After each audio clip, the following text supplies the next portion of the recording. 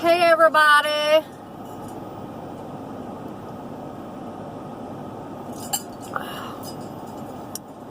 I just got done running. It's hot. I'm hungry and I'm tired. And I'm hot.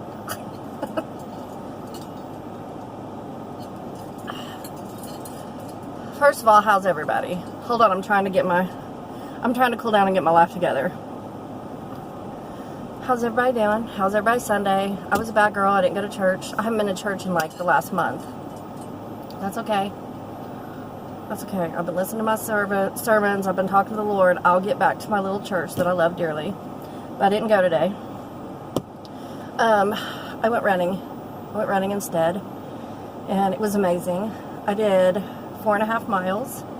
And I didn't run the whole thing. I intervaled it. I'm doing this new interval thing, where you run for 20 seconds, walk for 10. Run for 20, walk for 10. Now, the first mile I ran the first mile. And let's not get it twisted, y'all. When I say run, I mean jog.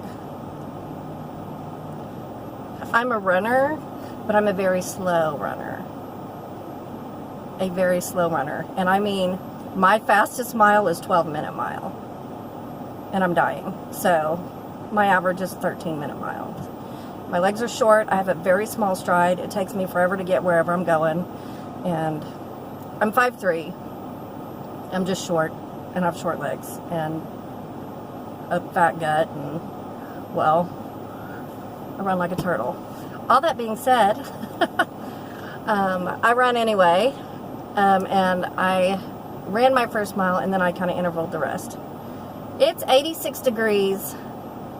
That's the temperature. The heat index, I'm sure, is higher, and it's humid as hell. Humid. You know, when we went to Lubbock last weekend, it was hot and dry, because you're near the desert. You're not in it, but you're very near it. Oh my God, I was loving it. My mom and my sister were like, oh my God, it's so hot, because we were cleaning out the storage, and me and Shane were just booking it, just because it's a different kind of hot. So all of y'all that live out and toward the west, in the wild, wild west where it's dry, I envy you.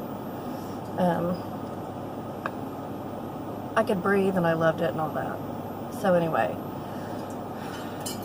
I don't even know where I'm going with all this. I just thought I'd bring y'all along. But it was hot and humid and it felt amazing, you know, my kind of weather. I wish it wasn't humid. I'd probably run another couple miles if it wasn't so humid. But I think what we're going to do is we're going to refill our Yeti. So I put ice water in here before I left. And then I stopped by the gas station to get gum because it's easier to run when you have gum. I learned that from my friend Karen, who's also a runner. She's like, chew a piece of gum. That way you don't get so thirsty and dry mouth. And I'm like, oh my God, you're brilliant. I think I've told y'all that before. So I stopped by the store to get gum and water because I knew this wasn't going to be enough. I've already drank this from when I left the house till now. And so I'm going to get a bottle of water to refill my Yeti. And then I see this that was only $1.68.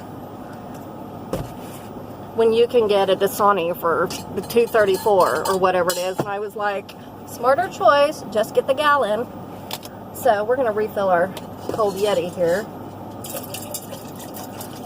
And we'll just, throughout the day and the evening, we'll just finish this gallon of water.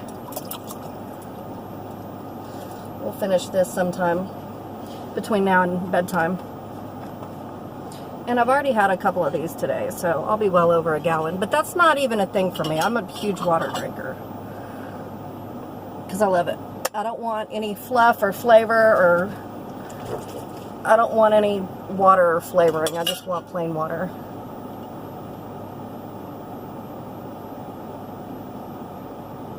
My cousin gave me this metal straw. I freaking love it. So I alternate between my metal straw and my Yeti straw that Stacy Sly got for me. I love that thing.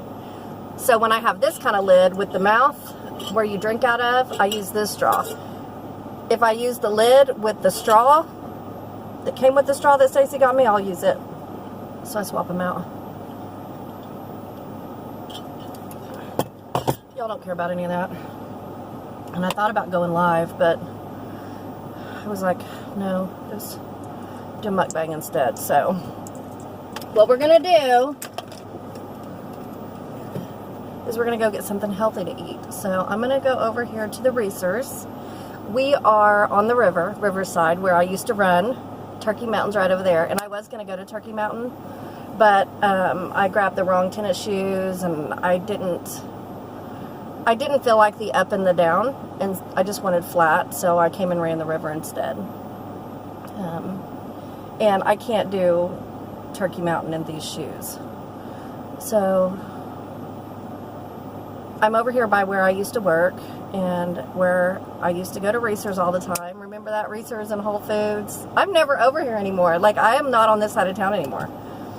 So I'm going to treat myself to that Reese's salad bar, and we're going to have a little mukbang, and I've got some news to tell you guys, so stay tuned. We had a really not good day yesterday. Not a good day. And I'm going to go get my salad, and I'll get back with you when I'm parked. We'll have a mukbang. We'll talk about it. Okay? Okay. We're back in the game. We got our salad. Went over here to Little Reese's, where I used to go for lunch all the time because my office was right down the road. I don't miss that job. I cannot lie. I don't miss it. Look at here.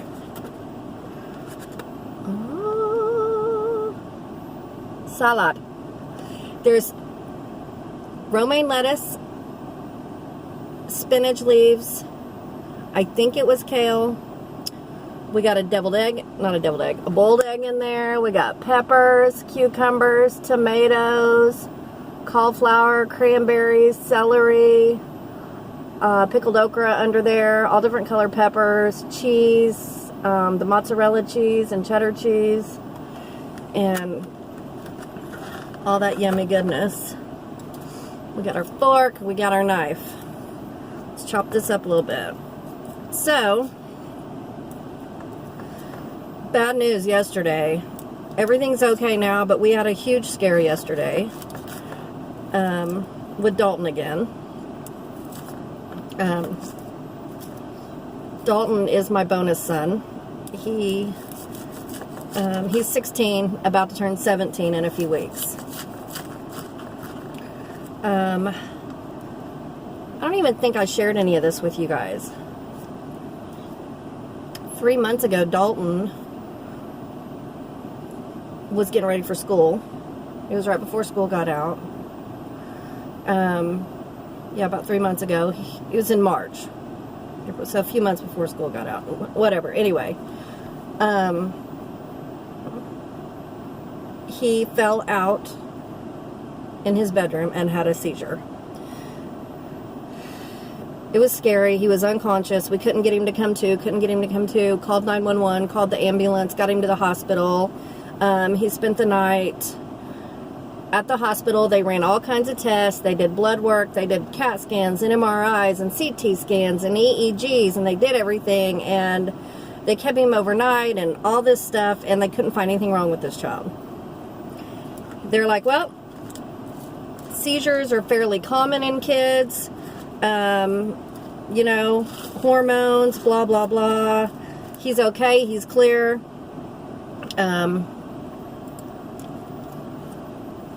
Just a glitch in the system. The kid had a seizure. And apparently they're so common that in this day and age, every kid gets a 1 free seizure pass. Anyway, okay, we get him home. He's good. His body is sore and racked from the seizure, you know, and from falling and all that. Well, yesterday morning, Shane and I, it was probably around 10:30, 11. Shane and I I was going through a bunch of stuff that we had gotten from Texas. We're drinking our coffee. Shane's on his computer. I'm sitting on the floor with stuff all spread out. Shane's on the couch. We're drinking our coffee, hanging out. Dalton's in the shower. And all of a sudden, we hear a huge bam crap. It sounded like the ceiling fell through. I've never seen Shane move so fast.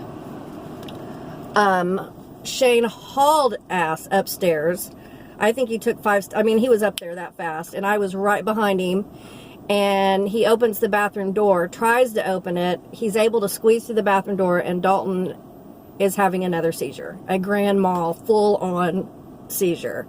He's foaming at the mouth. He was in the shower, and he had fallen out of the shower, brought the whole shower curtain rod, everything down with him, and just slammed to the ground, and he's seizing out. So this is the second seizure in 3 months. So, hold on, let me get a bite. So anyway, Shane stays with him. I grab the phone. I call 911. This one was worse than the last one. I call 911. The ambulance comes, takes him to the hospital. I call his mom. I call his grams. I call everybody. We all go up to the hospital. Meanwhile, Riley had just gotten on an airplane to fly to Wyoming to go on a mountain biking trip with her friends. So we put Riley on a plane and put Dalton on an ambulance.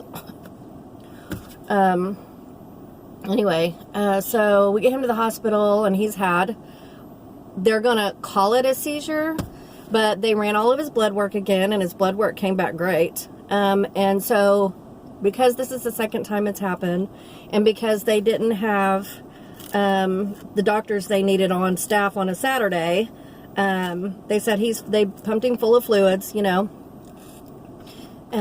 up at the hospital for 2 or 3 hours, brought him home. So tomorrow, the plan is to call his primary care physician, his pediatrician who he's had since he came out of the womb, and set up a longer EEG, like an overnight thing, so they can monitor his brain waves longer. And then they're going to do another CT scan and try to get to the bottom of whatever's happening with this kid. Is he epileptic? Is it ever going to happen again? Does he need medication? What's going on with this kid? But he got released from the hospital. We brought him home. He was good last night.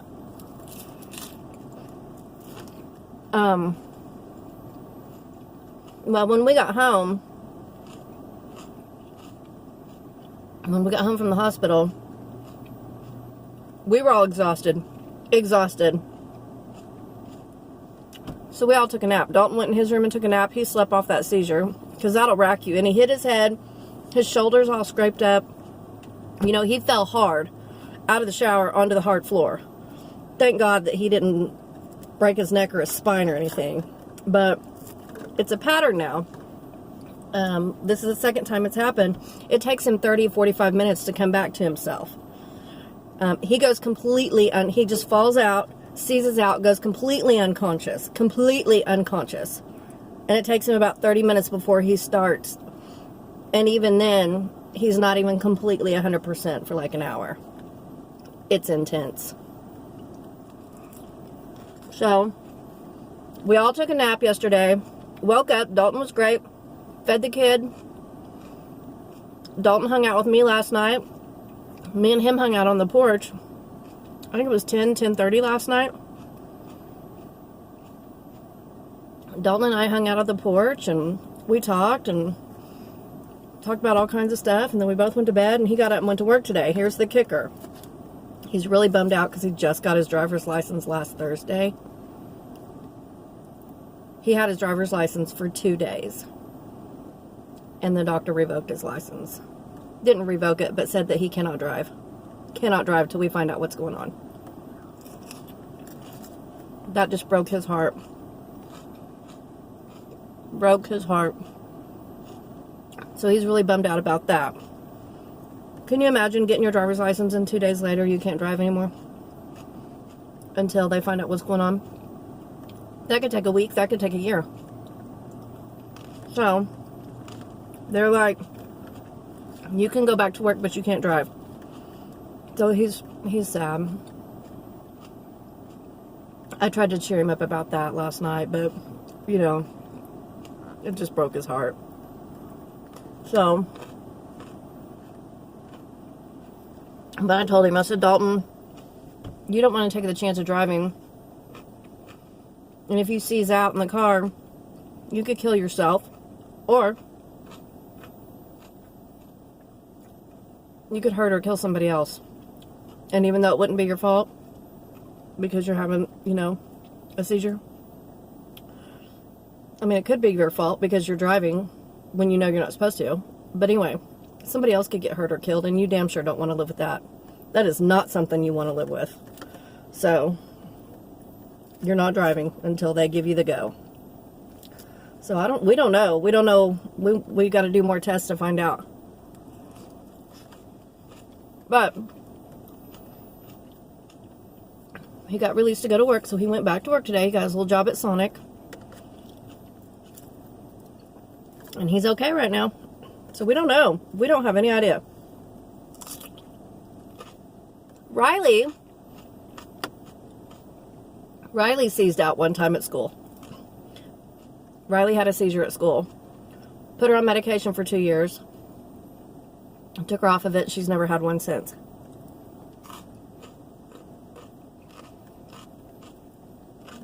But Riley's wasn't as intense as Dalton's.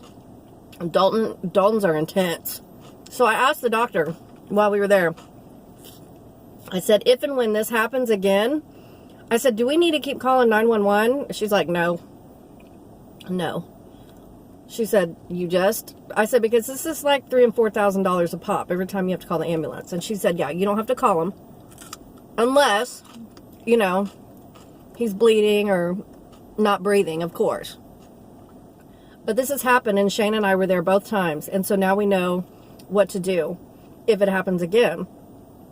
So she said, no, if it happens again, just let him have his seizure, clear everything out of the way, you know, so he doesn't hit his head, roll him on his side, because we know that he loses control of his tongue and his saliva and everything, and he loses it. And it's like foam, and he's just pale, and it's intense. She said, just roll him on his side, let him have it, let him get his bearings, wait until he's able to walk, because he can't even walk for like an hour. He can't walk. And then call your primary care physician, or then bring him to the hospital. But you do not have to keep calling 911. And we're like, okay. Okay. Because it's not necessary, really. They can't even do anything. They can't do anything more than we can until we find out what's going on. You know what I mean? So, that's the story. It was hell day yesterday. It was hell. But everybody's okay. And, do you guys eat the ends of your pickled okra? I didn't used to. Well, I didn't start liking pickled okra. Pickled okra. I didn't start liking pickled okra until I met Shane. And he's like, just try it. And I'm like, ugh. And I tried it, and I love them. Now I love them. I love pickled okra. And then I didn't know you could eat the ends. I always fed him to Kips and Roscoe. They love them. And then Riley eats the ends. I found out Riley eats the ends of them, the little pointed ends. And I was like, you can eat that? And Shane's like, yeah, Riley eats them. So I eat them. It's just part of it. Anyway. For those of you out there that are prayer warriors, please throw up a prayer for Dalton. That we can get through this, that he can be released to drive, that we can get a diagnosis, that we can get this kid through this, because it's a tough gig.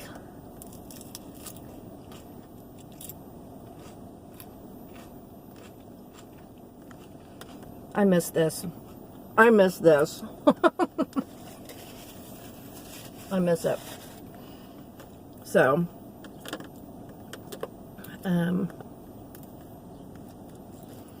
that's the story. What else has been going on?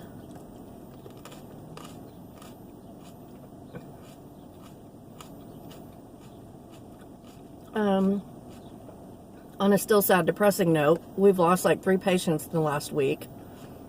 Last 2 weeks? But, you know, that's to be expected. I work in hospice. So we lost a few. And then we lost one last week. Last Monday.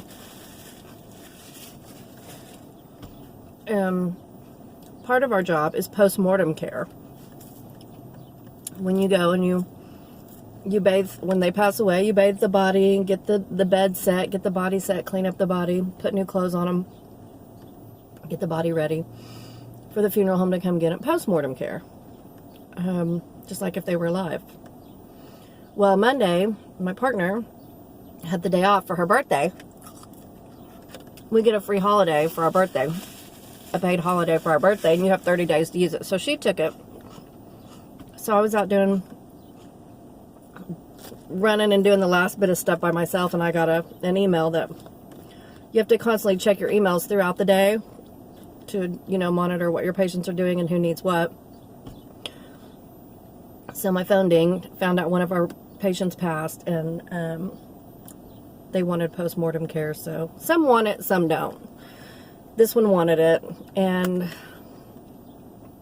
his wife was just a sweet sugar baby, and I wanted to check on her too. And I was like, running through my mind, I was like, okay, so this is my first post-mortem care by myself, and that's okay. I've done post-mortem care before, but I was thinking of his size, and he wasn't a very big man. So I was running through the this and the that, and I was like, I can do him by myself. So I went over there and took care of him and took care of his body, and it wasn't a big deal. He was easy. He had passed away almost 3 hours prior, so I thought it might be a little tough because of rigor mortis, but he was still a little warm. I know this is a weird conversation, but this is my life. If it's too much, you can turn the video off, but this is what I do now, and it's part of life. So anyway, I took care of him and blah blah blah, and that's not the point. His wife, she would come in and out of the room while I was taking care of his body, and she would just cry, and I'd stop what I was doing and go and hold her and love her, and then we would talk, and then I got done with him, and she said, Amy, he looks so good, and you did a good job. And then the son came in there, and she's like, he looks good, doesn't he? And then we sat and talked, and she told me how they traveled and they did this, and they had been married over 60 years, met when they were teenagers in high school, and he tried to pursue her when they were like 16 and 17, and she's like, I just didn't like him. He just wasn't, I didn't like him. She said it took a little while. She said, now here we are 60 years later, we've spent our whole life together, and she said, I don't want to do this life without him, and I won't be long behind him. And she was bawling, I was bawling, and we just sat there and held each other and cried, and I said, I am so sorry, I'm boo-hooing, and she goes, honey, we will cry together. You know, and that's the beautiful part about my job is I got to take care of him while he was alive. I got to take care of him after he passed. And then I got to love on his wife and cry with her and hold her and hear her stories. And she had his senior picture on her little walker, and he was handsome. And it just, you know, I feel like I'm going to say this and then I'm going to end the video because I've been talking for almost 20 minutes. But I love my job because I know at the end of the day when I go home, I've done something to make the world a little bit better place, you know? Instead of going to work and trying to climb the ladder and make the rich man richer, and, you know, although property management was good to me and I was good at it, this is just completely different, and this is where I belong. This is where I belong. And I just feel so happy and at peace, and I know the Lord's got me where I'm supposed to be with this job. And it's, you know, I just feel complete and happy. And I just thank God. I just thank God that I get to go be a CNA and love on people in their last days. I love it. And it's what I'm supposed to do. And if I get to become a nurse one day, that would be amazing. And if I don't, that's okay too. That's okay too. Anyway, I'm going to go eat my salad. Quit talking your ear off. I love you guys. The Lord loves you more. He really, really does. Don't forget to talk to him today. And we'll catch y'all later. I hope I didn't make y'all too sad. It's a good day. It's a good day.